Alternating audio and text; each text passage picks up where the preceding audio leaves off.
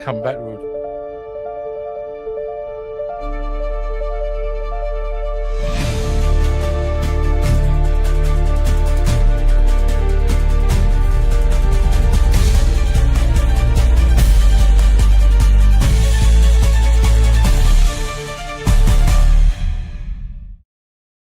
Welcome back to the Captain's Quadrant. We are going to be joined by our third guy, our co-host, very shortly. He's fashionably Klingon zombie late. I don't know. I'm Joe Dove. With me on this venture is my buddy, my pal from Aussie, Australia. What's up, Jace? Jace, how you doing, buddy? It's a pleasure to be here on time, Joe. Even though I'm calling in from halfway across the globe. Yes. Hey, just remember, there's nothing fashionable about punctuality. You know, No. I used to be, as a boss, I was the worst, Joe. I used to say, if you're 10 minutes early, you're on time, and if you're on time, you're late. Oh wow! Ooh, you are a tough boss. Yeah, look, for sure. I've got a weird thing around it. So, wow. There he is. Well, finally, the thing isn't. There he is. Now he's ready. Wow. Well, welcome. Thanks for showing up. What's up, hoes? Unbelievable. He would have been so fired, Joe. I would have fired him. Now that I'm here, we may begin. Oh, my Lord. All right. Well, now that you're here, I'm going to go and say our respects to our patrons. We honor our patrons. Holly Mack, 79. Joannis Borg. Chris Katulka. Denise Hill. Cosmic Mom. And Joe Saporito. Become a patron today. So I have a new one of those coming out. And what's the face? What happened? Like, can you really legit add your mum? Well, she paid to be on it because she wanted Paramount. Yeah, but Plus. it's your I don't mum. make much money anymore, so It's your mum, dude. well, she's Like, helped out. Mother is very proud of him, okay? Yeah, There's no question on that. Somebody's got to be. Like, yeah, somebody's got to be. I don't. It's all right. Hey, man. Maybe it's just a cultural difference. She pays $2.99 a month to be a patron. Right. She gets the Ultra edition because she gets to actually use Paramount Plus to watch it on her iPad. Which I had to buy her another one because she spilled coffee all on the last one. Then tried to like fake it didn't happen. I was like, why am I getting you another iPad? I don't really have the money for this. Don't worry, baby. I got money down. I got it. I was like, I don't know where you're getting the money from because Trump's cutting all the money. But anyway, I get up there. I was like, what happens? I don't know. The battery burned out or something. It's like, oh, okay. So I take it and I open it and it goes, and I'm like, Ma, you spilled coffee all over this. It reeks of coffee. Fascinating story. And people enjoy these stories. In the comments, let me know if you enjoy the story of my mom's destroyed iPad. All right, maybe not. All right, hi everybody. Right. Anything I was going to say, Joe, leave again. Bye. No, come back. Yeah, anything I was going to say to you, Joe, was going to be super insulting, so it's better just say nothing. Okay. All right, we're back. Damon, good to see you. We're going to say hello to our friends here. Chris Katulka, good to see you, buddy. It was a very nice meeting you in Trek Long Island. Wes, how are you? Wes. Good evening. We'll be checking over on you over at the Twin Cities tomorrow. At least I will. Greetings and salutations, my figure universe. You put up some really dope pictures of the release of the stuff that's coming out, so we're gonna have just one of yours. I just borrowed it for today. I have to say something. He actually reposted my video that I made in Riverside, Iowa. You know, Captain Kirk's hometown. Yeah. And I went and said thank you, but I didn't want to type out my figure universe, so I said thank you, MFU. And in retrospect, that was probably not the best abbreviation. No. Please don't take offense, my figure. Works for me. I love the guy. I love the guy. It's your CD mind that is translating those three letters into something inappropriate. Yeah. Yes. iPad's very put me to sleep. All right. I told you I love that guy. What you need to do here, because I'm the ideas guy. Yeah. Here's the idea. We need to clip all Joe's story, put them together. It'll be one of the greatest ASMR videos on the internet. So today we're going to learn all about my allergies. Yeah. All right, that's going to be the next shirt. Allergies. He loves MFU. Just call him Ed. His name's Ed. Ed. I'm going to call you MFU. Sorry. All right. I am super excited to get into this one. This was a lot of fun. I actually did the super geeky thing and texted, well, not texted, but like tweeted. Is that what it is? X'd? I don't know. Anson Mountain. I was like, wow, you finally got to fulfill a childhood dream, at least of mine. Hey, we're about the same age, he and I. And I was like, hey, you got to be in a George Romero movie. It's pretty cool. And he didn't reply. But he's replied to my stuff before. Maybe he replies to me all the time. Oh, maybe he just doesn't want to hear any more about your allergies. Yeah, don't think you're special, Joe, because you're not, buddy. All right, Jason's a special one. I've got 5 people that follow me, so no offense, man. Like to me, you know how I feel about celebrity. Mm-hmm. And though, to me, it's all about being a good person. I don't give a rat's what you've done career-wise, because if you're a person, then I'll support you either way. If you're a dick, I don't care what movie, TV show you've been a part of. Anson Mount is awesome. Yeah, yes, he is. Very hard work too. So, yes, and a very nice human being. That's right. He's a good guy. So you want to root for him, right? Yep. Awesome. I met him. I met him not long after the second season of Discovery. I met him and Ethan Peck at a con. And you know, he was really nice. I shook his hand and I said, "Hey, I know you can't tell anyone, but best of luck with that show that we're not supposed to talk about." And he said, "Thank you. I'll tell the crew of that show we're not supposed to talk about." That's awesome. Yeah. Well, we're here to talk about the shuttle to Kenfori. Mm-hmm. Yeah, and I love this episode. So we're gonna get into it. We're gonna have Jason Roy Gaston read the synopsis, and then we will jump into our favorite shows. Push the button. Okay. In order to cure Batel, Pike and M'Benga travel to Klingon space, where M'Benga's past resurfaces on a dangerous planet. Here we go.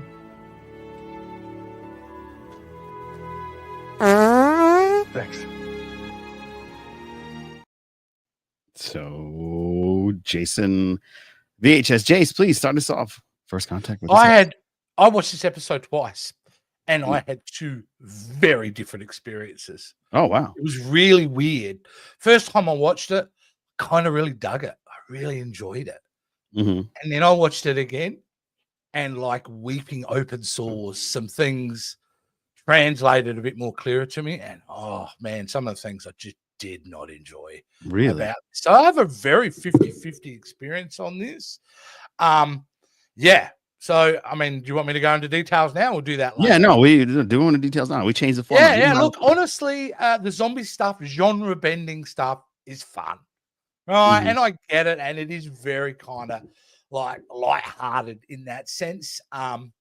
So I did enjoy the zombie stuff the first time. Not so much the second time, because really it was very gimmicky in some points. Okay, dealing with M'Benga trauma again. It's like another episode we're dealing with character trauma, and we get it double up here. Like we get it with M'Benga, where at this point I've gone, been here, done that. Is this just constant reassuring of M'Benga at this point? You're okay, dude. Even though I like that line that Pike said to him. You're not a monster, you're just a man. It's a great line. And then there's the other big plot line around trauma, and I thought that was great. She's almost taken glee in defying orders at this point. Makes her really dangerous. Yeah. And I thought it was, and especially that scene with number 1 at the end, when number 1 is calling her out. Mm-hmm. And you know, even though what she said, she realizes, nah, man, she's actually in a real weird place at the moment. Like it's almost like she's got a lack of empathy. There's a coldness about her. So the performance went wonderful. I think it was her best performance in a Star Trek episode I've ever seen. Wow. I just love the nuance of her dealing with her trauma. So that's 50-50. And M'Benga, I'm done with it. Pike. Don't know really how I felt about Pike in this.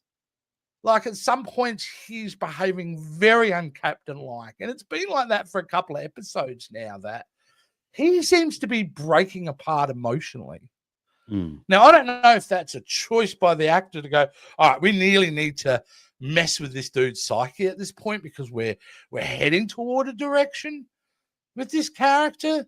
But yeah, that's kind of fascinating. Did I enjoy watching it? Not necessarily, but I understand what they're trying to do, if that makes any sense whatsoever.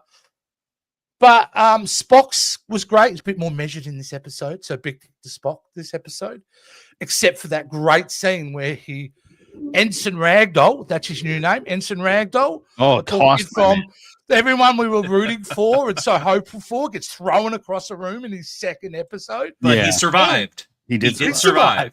And he was apologized to. Oh, that's my problem.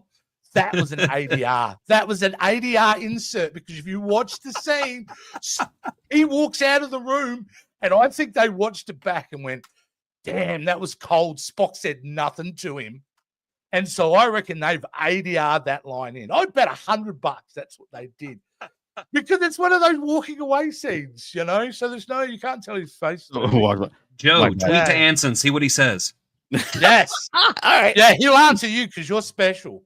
No, he answered me once. Okay, I'll take it. I'll take it. He answered me once, and some dude on TikTok made a whole video about it. I was like, cool. Yeah. So anyway, today we're going to talk about how Ensign Mount was screaming at a fan to leave him alone. Please, please stop coming to my house. You may not touch my hair. No, don't do that. So I've got more to say, but that'll do for now. All right, Jason, I've regurgitated my confusing thought. So the episode's name is Shuttle to Kenfori, by the way. Because, and I gotta throw this to Sean Ferrick because he pointed this out, and I think this is probably one of Star Trek's coolest Easter eggs. Actor Kenfori played Peter in Dawn of the Dead. And he delivered the immortal line, when hell is full, the dead will walk the earth. Yes. I'm sorry, when there is no more room in hell, the dead will walk the earth. Somebody's going to comment that. Actually, you tried to undercut me. No. He got it earlier too. Like, well, you know what? Nobody out there knows it. Nobody. He tried to steal my thunder. Didn't even know he was. I had thunder to steal. Okay, so what did I think of this episode? I'm kind of. I'm on Jace's side here. There were things I liked. There were things I didn't like. Zombie stuff is always fun. I think the zombies look really good. And I just feel like they had the wrong characters. We were following the wrong characters this time. Ortegas should have been on the mission. It should have been about her trauma, and it should not have been, let's do another M'Benga story and shove Ortegas to the side in a B-plot. No.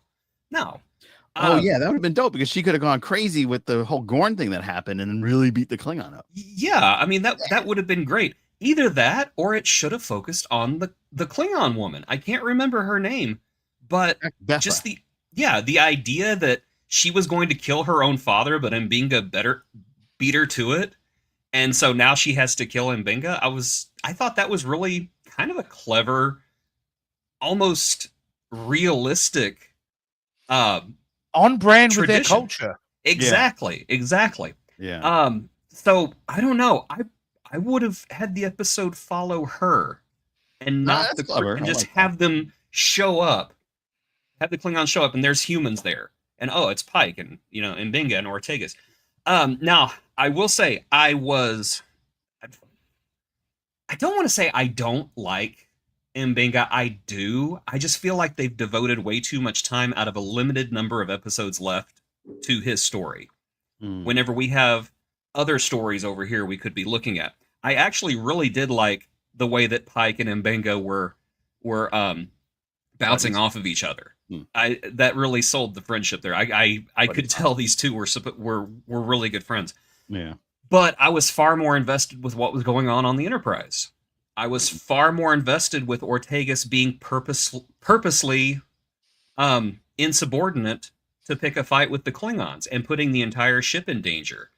and Melissa Nava did such a great job playing that you could just see magnificent. You could see the unaimed anger just radiating off of her. And unfortunately, I'm sure everybody's been in a situation where you've either survived something or you've lost something and you're angry and you have nowhere to direct it.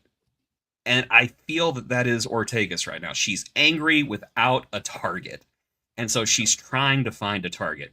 I'm also got to give it up to Rebecca Romijn for that last scene because I would say she almost out Janeway's Janeway. Yeah. Because whenever you're sitting in Janeway's office and she's disappointed in you, you honestly feel like you're shrinking. I got the same vibe from Rebecca Romijn there. Just the fact that she is so upset and justifiably angry and yet never raises her voice, never yells, never pounds on the table. But at the same time, this is a woman who will break you in half just by thinking about it.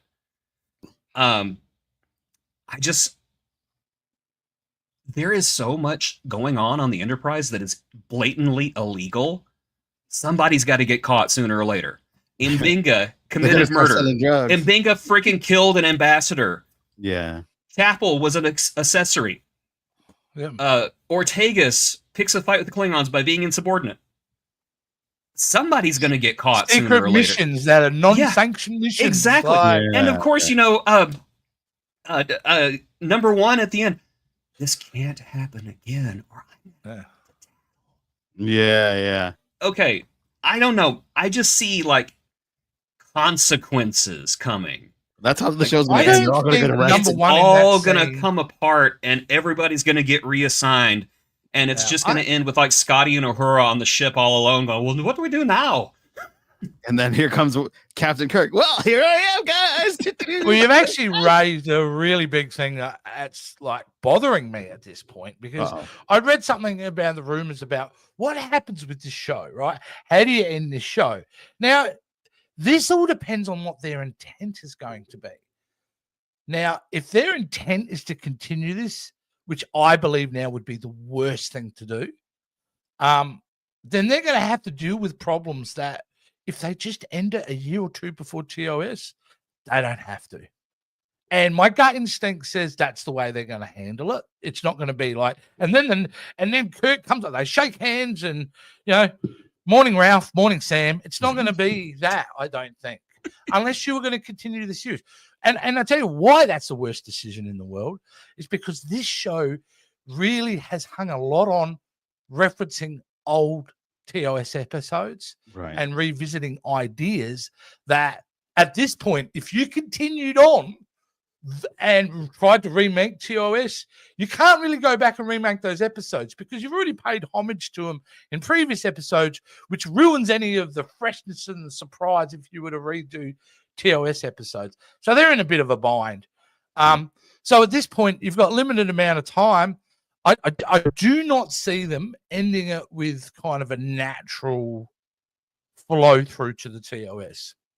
I think we're going to end up with the Pike big fight that causes Pike to be in the beep beep chair. And no, I don't think we're going to go anywhere near that. No, it's going to end before. Or maybe everybody just gets arrested by Starfleet. They just get surrounded. All the ships are all right, it's like Monty Python.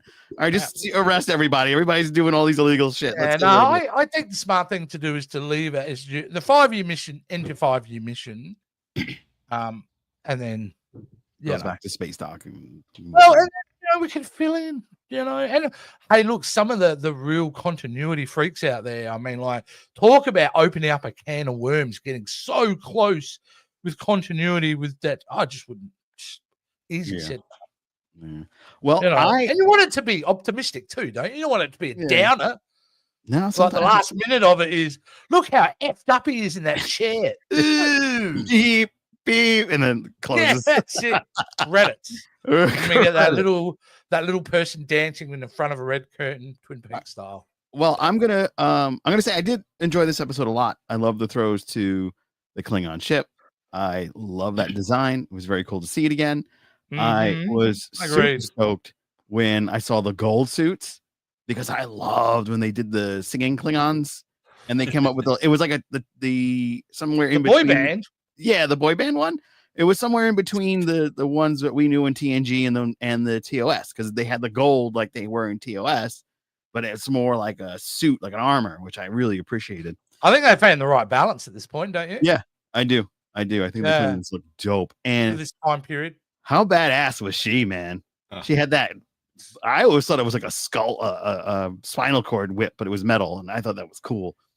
That's what I'm saying. The whole episode should have been about her, because she was I love these guys, but she was such an interesting guest character. Yeah. And I don't think she's coming back. So no, just follow her for this whole episode. But I have to get into the big controversy that's been all over the internet, and I don't know if you guys are aware of what's going on about this. I'm pretty sure you have. You guys are pretty ear to the street, and that is her hair. Oh my God. Everybody has been flipping out about it's amazing hair choice. I thought it was fine. It's fantastic. Hair department gets a big tick this week for going different, going bold. People are like if you go to Sweden, what's the big deal? Isn't it? It's in Holland or something. That's very much. Who cares? Oh, yeah. Well, if she was going to do a Janeway style dressing down, she needed a bun. Yeah. Yeah. Very true. Yeah. Give her a cup of coffee, and the illusion is complete. Yeah. I thought there was some dynamic performances. I thought that the effects were really cool. Wait. Sorry, Joe. You kind of led that in about the hair, the controversy. What's the controversy? The controversy, people hate the wig. They're like, get rid of that wig. No. Why is she wearing that? That's so dumb. Ooh, it looks terrible. The hair department, fire her. Like they're going in. I'm seeing it all over the internet. And I want to live in that world. I want to live in that world with that is the biggest thing I need to freak out about today. Yeah. That's the life I want. Yeah, same. I like that the female characters on this show have more than one hairstyle. I do like I like because it makes them feel more real. Yeah. Number one gets up one day, it's like, I don't feel like messing with this. Yeah. Or whatever she does. She's got a little hair phaser or something. Yeah. I like that Uhura had, Uhura's hairstyle this time was really cool. I liked it. Yeah. She's got a lot of cool. Yeah. So I like and what are you going to do, right? Because you're not allowed to do anything with your clothes. No. You're probably banned from wearing excessive makeup or any earrings or anything like that. So man, they want to have different hair. Yeah. Yeah. They want to have some individualism. Yeah. Have great hair. Yeah. But don't let Pike shave his hair. Because it'll be like Samson. He'll shave his hair and the Enterprise will explode. And then he'll end up in the beep beep chair. Yeah. It was also almost zombie food because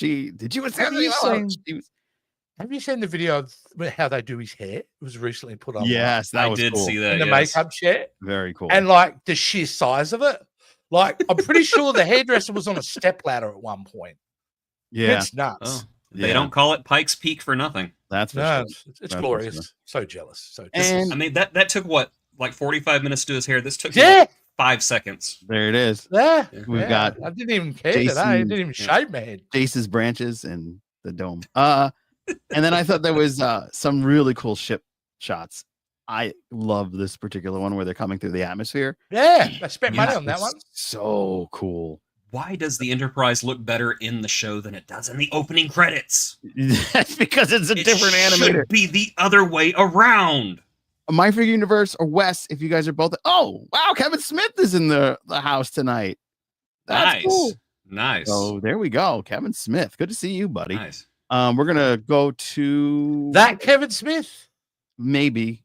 I saw a cop out. You owe me $10. It's not that Kevin Smith, is it? No way. I'd watch that guy for nothing. No, Kevin Smith. And he's certainly not going to care about a little corner podcast. Hey, Kevin Smith is a nerd. He's probably like going through podcasts thinking, let's see what these guys are. Oh, that guy's a smartass. I don't want to have anything to do. I'm going to go trash him on my website. Comic-Con goodness, I assume, at the moment. Yeah, probably. All right, we're going to go in the chat. This is where you can call in, folks.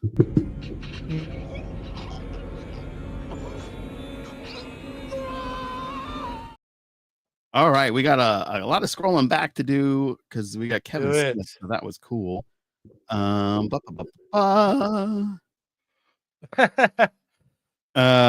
He's so hot in M'Benga. M'Benga. Okay. Honestly, yeah. Yeah? Oh, wow. Okay. Well, you did say your sexuality was the entire ship, including the starship. So.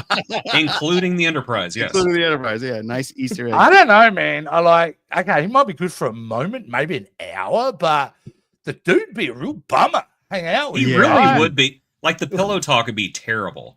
Yeah. Yeah. Just be saying, did I tell you about the time I killed an ambassador? Okay, bye. He mumbles a lot, and I'm half. He does mumble a lot. Yeah. I'd be going, what did you say? What? Sorry, I mean Dawn of the Dead, not Living Dead. We let you go, my figure. Yeah, don't worry about that, dude. Don't you MFU. We don't like correcting people. We all make mistakes. The movies are interchangeable, but he does appear in the remake of Dawn of the Dead as well. Yes, and he gives that iconic line again. Yeah, this time as a televangelist. Here we go. Oh, here we go. 1 second. Hello, welcome to the Captain's Quadrant. Hello. Is Captain Joe? Yes, it is. How's it going? Hey, this is Kevin Smith, dude. Oh, Kevin Smith. I told you guys. It's really him. It's Kevin Smith. It's really Kevin Smith. Welcome to the Captain's What's going on, dude? What's going on, dude? Long time no hear. Thank you for popping Look at that smile on your face. Look at that.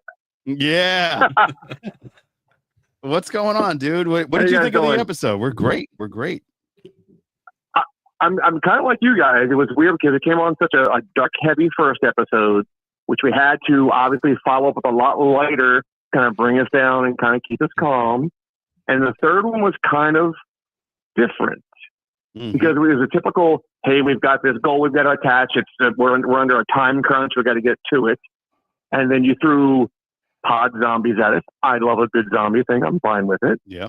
But again, as we've talked about before, mentioning, talking and chatting, two of my favorite characters in the show are Ortegas and M'Benga. So each one had their own little thing going on in the episode.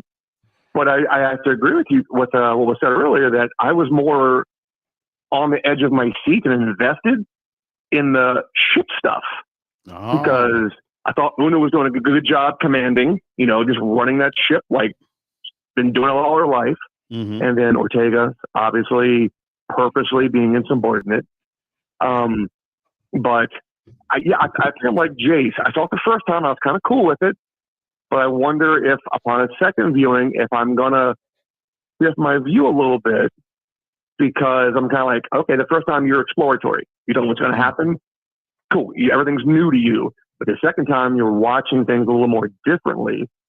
On the second viewing, you get a little more. You start digging a little bit and kind of like going, was that really good? Now that I'm looking at it again, you're kind of questioning the things as you watch it. Right. So I guess I'm going to put. Watching it the second time. I was going to say, basically, you say about watching the second time. The one thing that did stand out to me a lot, though, Una is a better captain than Pike in this episode. By far. Yes. Like, I would rather her. If there was a mutiny being proposed, I would choose Una, honestly, at this point. He's too emotional, Pike, at this point. Oh.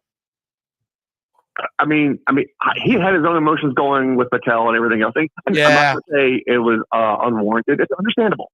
I mean, it's understandable. It's one of those, we're not in charge of the starship. We've never had to make that decision kind of thing. As a regular human, yes, this is my significant other. I love this person. I will do anything to, try to save them, obviously. Yes, we all will. But then he's got to balance that with, I'm also in charge of this crew.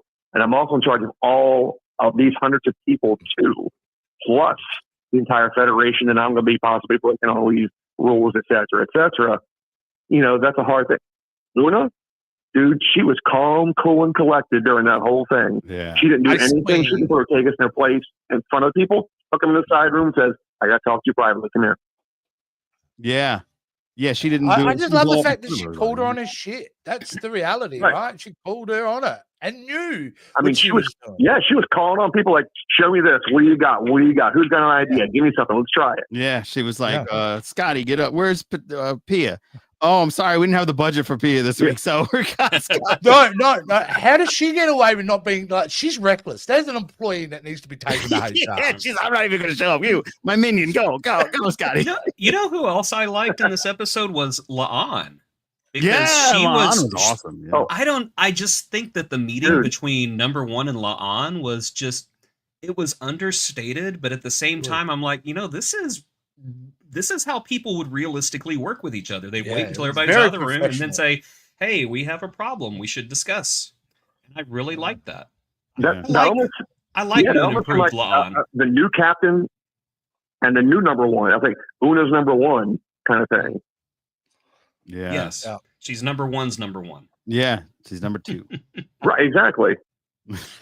She's number 2's number 1 choice. Yes, absolutely. Kevin, thank you so much for calling in. You had some great points. No welcome, dude. Yeah. Totally welcome, man. Glad to finally catch you live. Yeah, I'm glad you're finally able to catch us live. I've been coming to the live for like years. But I know, dude. I'm like so excited to finally be able to do it. Yeah, this is amazing. This is a moment of space and time. He's actually in the south from us, so we're getting all this globe together. We've managed to bend space and time. So I'm very excited. Thank you so much for calling. And all right, guys. Enjoy the rest of the show. Nice to meet you, Kevin. I will, man. You too. Thanks, guys. Bye. Very cool. Very cool. I had that feature. Yeah, he seems cooler than the real Kevin Smith, so that's good. Yeah, he's really cool, dude. Both Kevin Smiths are great. Don't get me wrong. I love them. I drove with Teddy's handler out of state all the way just to go see your wife. Everybody knows it, but the people at the con know. Teddy handler is like dismissive. It's like it's not dismissive. That's what she prefers to call it because nobody wants to want her name known. It's like putting Captain's side piece. You know how? You remember how appropriate, dude? Teddy's handler pulled me aside and was like, "Listen, don't put my name on the internet." So I have to. Oh, okay. Now that's if she wants to distance herself from you online. Totally understand that. Oh yeah, great choice. I get it. That's what it is. Yeah, it's cool. She's very particular. Yeah. So Teddy's handler. That's why I say it that way. It's not from me. It's from the handler.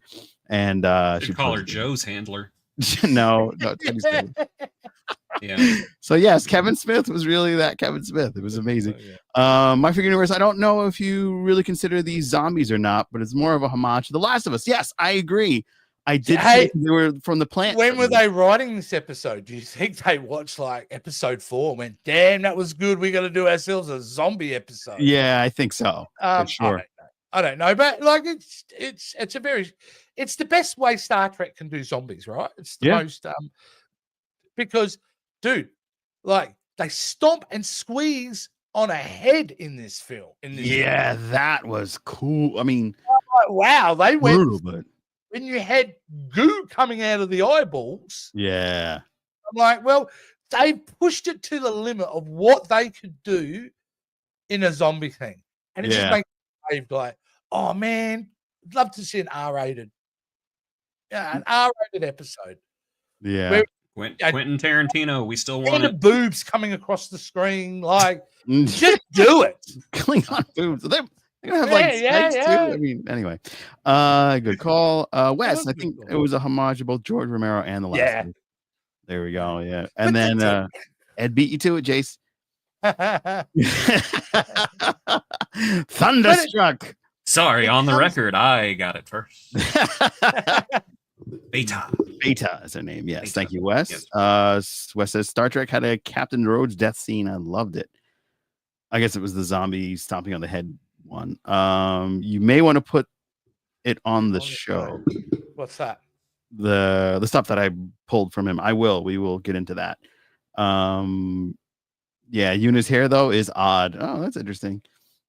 And I don't want to post it online because it's a spoiler or possible spoiler. It's probably the thing I'm going to be posting anyway. The hair. Thank you. It was annoying. Let's see. Why did Una's head look like Professor Quirrell from Harry Potter? Wow. Again, our defense on that they should be entitled to do what they want with their hair, considering how limited they are in regards to how they can express themselves. Yeah. I think it's being mean picking on her hair, frankly. Yeah. Clearly, I still suffer from hair envy, so I'm all about protecting the hair. Gotcha. I took a pickup with him with his turban and took her again, and especially when it's a partial side shot of her. Yeah, with her hair on the side, it does kind of have turban. Yes, Jason would rather see phase 2 than a TOS reboot. Interesting. What was phase 2 again? That's fun. Was the replacement of Spock with that really cool, sexy Spock with the mane. Oh. What was his name? Jason? Zahn, I think. Zahn, yeah. No, man. Any of the photos that we got, it was so 70s. I really wish they would. Because the aesthetic, although wasn't completely different from the TOS era, the aesthetic on this phase 2 looked groovy. Yeah. Let's not forget he's in the chair because he was a hero and saved people. Yeah, that's true. Yeah, that's great. And let that be discovered in the don't show it. Just don't show it. Yeah. Last scene, computer transfer to command to Captain James T. Kirk, authorized transmission. That could be, that would be a good ending too. Yeah, I've already tagged you on Instagram about my thoughts on the hair. It's fine, just odd. If you hate her hair, then you hate everything in her hairstyle. Man. That's a good point. That's a very good point. Tell me you haven't had your wife do the buns. Yeah. It's hair. Move on. Because Yeah. All right, we'll skip that. It's hair, Meg's right. It's hair. Move on. Glorious hair that stays on your head. He's not wrong, but how many times have I watched TNG or Voyager or DS9 with the episodes that we think has classics, and then as we think of them now? Yeah, that's a good point. Yeah, that's been the fun part, I reckon, too, because you have these memories of episodes, and we go back and watch them, and you go, and then you discover other episodes that you just thought were are actually fantastic now. Yeah, I think that's been the fun and the reason you should go back and rewatch Star Trek franchise, because there's always stuff to revisit and find. You know, what you like at 14 is different what you like at 50. And that's why we have the agony booth where we go back and watch the old stuff. So so Kevin Smith knows me personally, and he knows that I do need a handler. Joe needs a handler. No doubt. No doubt. I mean, like, these guys know me personally now too. The real reason I've come back for this season is to help Jason, who's going like, I can handle wild animals. I can be attacked by cats. But Joe, I need help. Yeah, I need a handler. We've seen Klingon Booth Discovery. Yeah. Yes, everybody got that one. Yep. All right, let's move on to our next. Turn the clicker in. Your moment to call in is now officially over. Please do not call in. Unless you have something really cool that you want to tell us. But we don't have. What are we doing now, Joe? Because I know. Yeah, this is the thing. I leave it to you. You know how hard it was to line this person up. Like, it's not easy. It's tough. And I know Jason is needing to go do his thing for a minute. So should we do it or? Let's do it. All right. Well, like I kind of teased last week, it's a brand new segment that I've come up with at the last minute because I couldn't think of a better name, as the Galaxy of Stars.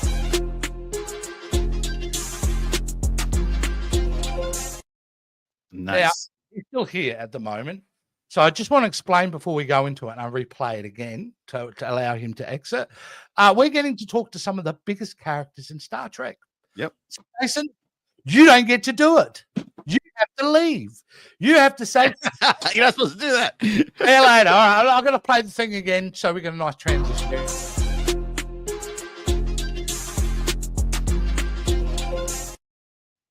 And we're back. And here we have well, we're blessed all the way from, I think, a cave in Bajor. Yeah.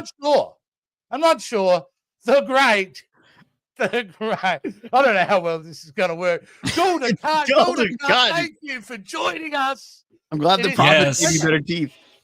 It's a great pleasure for you to have me, as many women have. Oh, boy. Yeah, that's kind of gross. Some of them even willingly. Did you have a harem? You know, when you were in control of Bajor. And by the way, make Bajor great again hats. Maybe not a nice touch. But did you have a harem? Because there's a lot of talk of harems lately.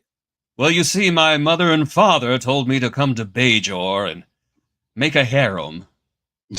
No, wait, sorry, that was the Superman movie. Spoiler alert, by the way.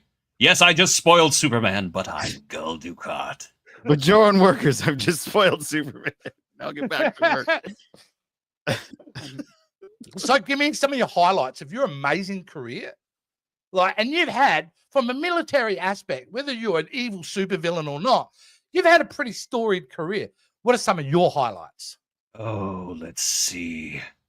There was the time I was on the promenade and my boots were a little muddy, and so I went to this young Bajoran boy. That's what they're called, right, boys? No, this turned into a Joe story. They went, and I said, "Shine my shoes." And he was like, "But sir, you broke my hands last week." Oh my God. So I said, "Put the rag in your mouth." Oh. Anyway, worst shoe shine I ever had. What was the question again? Did you really do it with Kai Wynn? Because I reckon you did, right? Did you guys ever? That was my A gentleman never tells, but I am not a gentleman. I hit that. Did you with the founder too? No. We opened up the orb of perversion, if you know what I mean. Oh God. We looked into that thing and we saw sights that will never leave me. Does anyone on She's the chat a wild woman, let me tell you. She is a freak. She's a Kai on the streets and a Pa Wraith in the sheets. Oh my God. You know, I gotta say, Go, your dental plan in Bajor is pretty damn impressive. I gotta say. So. You got a great Thank you. Yes, I pride myself on my pearly Cardassian whites. Something you won't find on Deep Space Nine these days. Because I executed the dentist. All right. Okay. If you had your time over again and you could, anyone from Deep Space Nine, who would it be? You got one bullet, you could take out one character. Who is it? That's a good question. One bullet, can I have them all stand in a single file line? No. What character? That fat Klingon that runs the Klingon restaurant. The one that sings? The one that sings because he sings. Yeah. I think that's probably pretty acceptable. I have never heard anything worse in my entire life. And I listen to Jessica Simpson. Okay. Who smells the worst? Because I always get this impression that Odo is really just one letter off from odor. No, Odo has a very pleasant smell. It's like pine sol. The smelliest creature on Deep Space Nine. Chief O'Brien. Well, he is working all the time. I can imagine. We can tell he's working all the time in a very warm Jeffries tube. It's like somebody put a potato in foil and put it in an oven and then crapped on it. Well, transmission costs to actually get you all the way from where you are, it's very expensive. So we're going to end it in a second. Joe, did you have any last questions? Does anyone out there have any last with the great Galdacott? Was Major Kira a best fighter that you've ever come across? Oh, that's a fair question. Major Kira, was she the best fighter that you ever come across? Because she didn't. Name's not ringing a bell. Which one was that? Was that the one with the big ears? No, it was the Bajoran that was the head of who's now the head of a little sexy redhead. Yeah. Oh, her. Yeah, I don't remember her. Sorry, no. All right. Yeah, she is a minor inconvenience at best. No, you remember what I said about Chief O'Brien? Take it back. It was her that smelled the worst. She stank of self-importance. Oh. All right, Kira, I know you're watching. Call me. Call me. And don't have Mace next time we talk, all right? Oh, boy. Well, thanks, Golden Cow. We appreciate these transmissions too much. We're going to I do expect both of you to petition the Bajoran government to put up a statue of me. Okay. I'm not going to do that. I'm sorry. If it was inflatable, I'd probably into that. I will take a wacky waving inflatable arm flailing Ducat. Yeah, I want one. I am all for that idea, but don't set it on fire because a wacky waving inflatable arm flailing Ducat on fire brings back bad memories. Thanks, Gold, for your time. Let's see who we have next time on the Galaxy of Stars.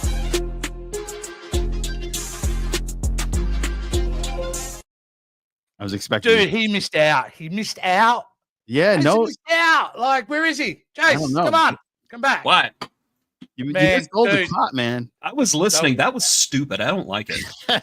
I think he had a few THC gummies or something. He was very teethy. Wasted. Yeah. There you go. But there you go. Galaxy of Stars. Yeah. That guy gives me a can't be allowed within 1,000 feet of a school vibes. All right. Okay, we can continue on with. We're gonna go fire at Will and talk about the Starfleet Academy news. Fire at Will.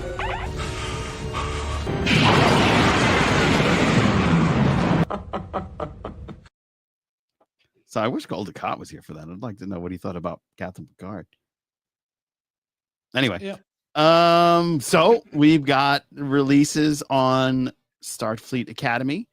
We've got one really cool one that I got from My Free Universe. It is a Instagram square, so it's going to be a little bit awkward. I think I've seen this one. Yeah, but Paul Giamatti is the villain. Yep. I did not expect him to look like that, and I thought for sure he was going to be like an old like professor or the dean of Starfleet Academy, and not some alien. He almost looks like a Nausicaan. He looks like I know. That era is really big on like species mixing, like having somebody who's a little bit Bajoran, a little bit Ferengi, and so on and so forth. He looks like a cross between a Romulan or a Vulcan and something else. Yeah. So he doesn't look. I'll be honest with you. He's an amazing actor. You could dress him in anything, and he's going to bring it.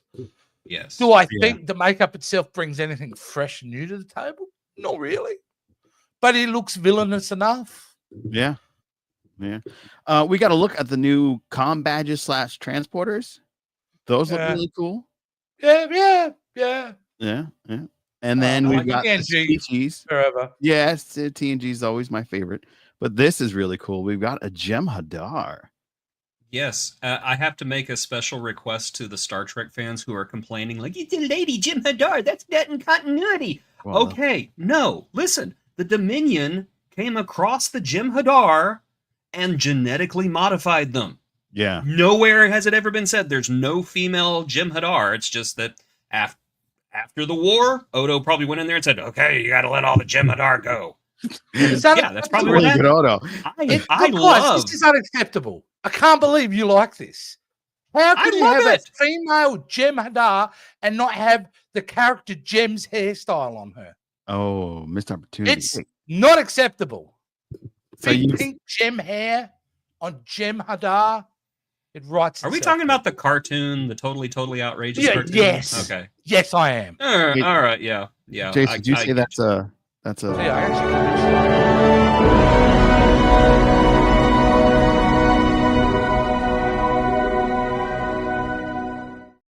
Yeah, get to use it. I hate myself so much for making that. Not as much as I hate him. That was great. I finally got to use that. I love that bumper. It's so cool. We got to see what the Klingons look like because everybody was, including myself, was like, "What are the Klingons up to nowadays?" They look like Klingons. They still look like Klingons. He looks like he looks a little thin for a Klingon. Yeah, he's a bit of a he's the runt in the litter, probably. Yeah. He's an Alexander of the Klingons, that's for sure. And then we've got, of course, we've got the captains at Holly Hunter, right? Holly Hunter, yes. Yeah. Elastigirl. Right. Yeah, she looks amazing. Holly Hunter. Love to get her and Giamatti. This is going to be awesome. Well, let's not. Go back to that picture. Go back to that picture. The Holly one? Yeah, go back to that picture. Look at how bored the guy behind her looks. Yeah, he's just sitting there. She has been sitting in that chair for 4 hours, staring at the screen. I cannot watch any more reality TV. That dude, the other dude, he's had no chair all day. He's pure exhausted. He's been in that friggin' makeup since 5 a.m. It's 3 o'clock in the afternoon, and they've only got one shot done. Yeah, he's tired. Set life. Yeah. And then, of course, the final photo that they shared that I have. Bob Picardo! Okay, that's the photo that's worth getting excited about. Yeah. That's pretty amazing. It's like seeing an old friend again. Yeah. I just love it. I love it. And I also have to point out, I love how they have finally differentiated the uniform colors between science and medical. Yeah. I that has always bugged me that they had them why? together. It's so obvious too. Why aren't they white? Like, yeah, I love it. I love the white uniforms. I think they're like it totally makes sense. So you don't have the picture of the other person that got me super excited. Yeah, where's Tig? I want to see the picture of Tig, man. Oh, did I not? You didn't. No, you did not. Let everybody. There's lots of pictures you didn't show. Oh, did I miss more? Yeah, there is lots of stuff out there. But Tig Notaro, obviously, most people will put it up in a sec. But wow, what a fresh design for the uniform. I love Tig's uniform. She's looking sharp. No, do you think that because this is all set in the same place, that not only do you have different colors for different ranks and different sections, but almost a different design now? Because maybe all the engineers look like that, have that stripe thing. And then all the medicals are more plain white. Like, I like that idea if that's what they're doing. That's all I'm saying. All I know is the cosplayers are looking at these pictures and going, "Oh my god, yeah, holy crap! I can't afford this." You know who's raping his hands together right now? Is that Chris 1701D, that cosplayer we've met? Yeah, he's like, "Oh yeah, baby, I'm gonna be stitching and skipping." I'm gonna be stitching for years. Yeah. My Figure Universe did tag us. Let's see. Yeah, there was a bunch of photos Jason shared, or one of you guys shared overnight. Because this is my world, guys. I wake up in the morning. I don't even have to look at entertainment news. If it's important, it literally, one of these guys at around 2 a.m. my time will put it in the post. Yeah. Okay. 2 a.m. Yeah, we were like, psst. Yeah, it is. It's like 2 a.m. when you do it. You awake? Jason, no, generally no. I did get in trouble once with a wife going, "Can you turn the bleeping notifications off on your phone? It's going nuts." Really? Yeah, because you guys, so it has to be on silent now. Hey, look, I'm trying to stretch here. Have we got the photos or not? Or are we moving on? No, we've got the photos. We're uploading them. Well, then put them up. Oh my gosh. Put them up. Hold on. No. I guess there's something else we can. Yeah. I don't have Tig, but I got it. You don't have okay. But I do have this guy. It looks like there's going to be a food fight. They're going to be in the mess hall. Oh yeah. That really got me excited. How can there be a food fight when there's no food on any of the tables? There's food. Look, there's an up close shot. There's okay. Never mind. They have bento boxes. I see now. Yeah. They all got the bento. So. I just noticed. Go back to the last picture. Okay. I just noticed something. Look underneath her arm. Look at the pattern it makes. It's a delta. That's cool. Yeah, everything is super delta. Like even if you look up close on the zipper, the zippers are delta. No, not that one. The zippers are delta. Oh, look at that. That is so fun. I love it. I love it. So it's super delta. Super delta. So I don't know what the reference is here in this picture, but the wall behind them is referencing the wall. The wall picture. Yep. Yeah. Okay. So My Figure Universe broke it down. Oh yeah. Everybody. Yeah. There he goes. Nowhere to be seen. Is there a way we can all of us be on the screen and? Nah, it's okay. This is giving me a chance to get. Oh, there you go. That's a bit better. I like that. Okay. That I like. I'm getting sick. Put it back. Put it back. I have an itch on the inside of my nose. Come on, put it back. No, I don't want to be seen with this. All this nerdiness makes me want to puke anyway. Ugh.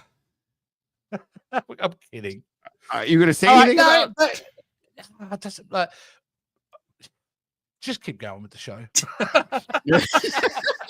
Okay. So in this picture, we have references to B'Elanna Torres. We have Captain Gomez from Star Trek: The Next Generation Lower Decks. We have Hugh Culber up there. We have a Garrick, but it's not Elam Garrick. It looks like Amir Garrick. So maybe Garrick and Bashir finally had a baby together. I don't know. Beckett Mariner makes an appearance. Will Decker makes an appearance, played by Human Scum. John Harriman. Wow. Carol Freeman, the captain of the Cerritos, and Captain Cristobal from Star Trek Picard. Now, this is what concerns me. Is this a memorial wall? Well, if it's a memorial wall, would be long dead.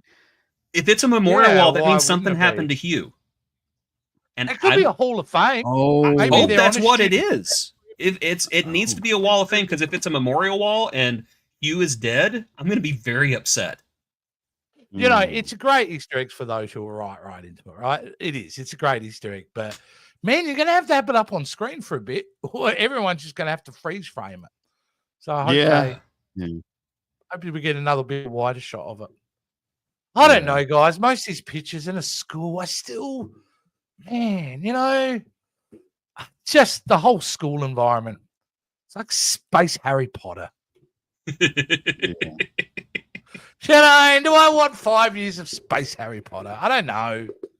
I don't think it's going to be space Harry Potter. I think that's what I said. Wall of Honor. Jenks got you first. They did a Starfleet Academy comic book a few years ago, and everybody was kind of the same thing. It was just, hey, you know, that's going to be dumb. No, it's going to be Space 90210. Nobody's going to want to watch that. Well, I don't know. But the comic series was really good, and it went to some very interesting places. I mean, they actually meet Captain Pike at one point.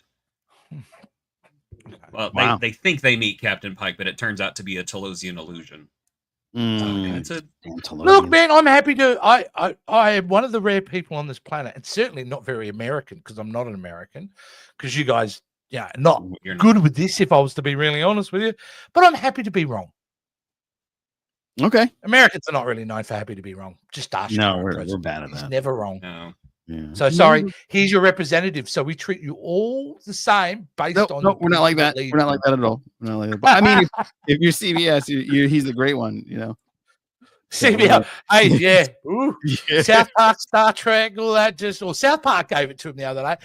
And the kind of world you live in, and this wouldn't happen in the Federation. He responds to it. Yeah. Like the White House responds to it.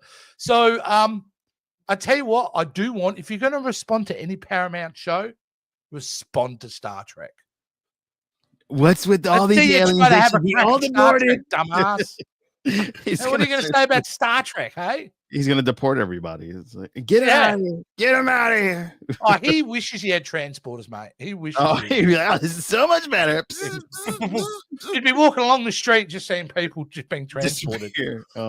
Natural American citizens transported. So there you go. Yeah, exactly. Oh, this is a good cut. Let's be honest. If we didn't know that dumbass, we don't want the dumbass to know Star Trek because otherwise they'll have it canceled. Very true. Why haven't, I'll give a challenge to Star Trek, base a villain on him. Oh, it'll be a great episode, trust me, because he's easy to write, right? Yeah. But it's got to be some gelatinous form, distorted, Jabba the Hutt-esque, thing, right? That's what it has to be.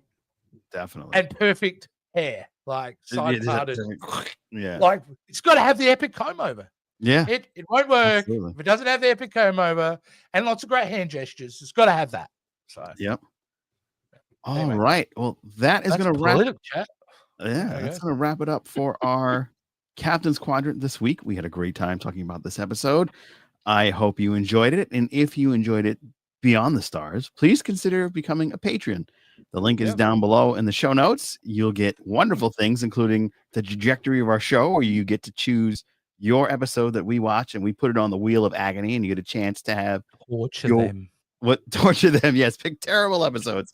And you get a chance to get your social media handle on our wheel of agony. And if your episode doesn't get picked, you get another week with your social media just right there. It's like free advertising. So it's amazing. It's for you.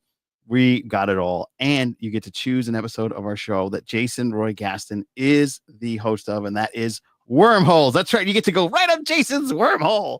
Right, Jason? Wormholes? I remember why I left the show now. That's his catchphrase. I'm just borrowing it. So his catchphrase. I came up with the idea. It wasn't. You came up with a show idea, but the catchphrase "up your wormhole" was. It's his. Yeah, that's his little thing. Yeah, that's disgusting. And then you can check out some of the other stuff that you did that we're grateful for. The Section 31, we had a great conversation with Jonathan Del Arco, who played Hugh. He has a new book out with Trisha DeFazio. Yeah. It's called Friday the Alien. What a great conversation. Lots of fun. Wonderful thing to get into. definitely go check it out. And if you're in Vegas, go say hi. Tell him the Captain Squadron sent you, and he will give you an autograph. But he'll be doing that anyway. Anyway, charge him for it accordingly. Yeah. And then Monday, we're talking to Kathy Shara Frostman. She was the first on-screen modern Klingon in the movies, specifically. So, female Klingon in the movies. Female Klingon, right. Yeah. Excuse me. Thank you. So this is actually her first podcast. Yes. Wow. Oh, yeah. It was also exciting. We were her first podcast that she's did. Oh, what a way to go. It's good for her, right? It's a great way to start. We had such a great conversation with her too. I'm so excited for you guys. Treat her nice, please. Oh, you've already done it. We did. Yeah, she was very nice. We treated her with the utmost respect. It's not her I'm concerned about. Yeah, no, he behaved. He behaved. Did a great job. Yeah. So, yes, she is fantastic. She is such a nice person to speak with. She had a lot of great stories, especially her time on Ripley's Believe It or Not. So definitely want to check that out. She was on Ripley's Believe It or Not. Yeah, the first season. Ooh. Yeah. Way cooler than the movie, actually. She got to go everywhere. And you'll see all of that on Monday. So be sure to come back on Monday and check that out. It's a lot of fun. And thank you to our patrons. Good night, guys. Ciao. Ciao. We honor our patrons. Holly Mack, 79. Joannis Borg. Chris Katulka. Denise Hill. Cosmic Mom. And Joe Saporito. Become a patron today.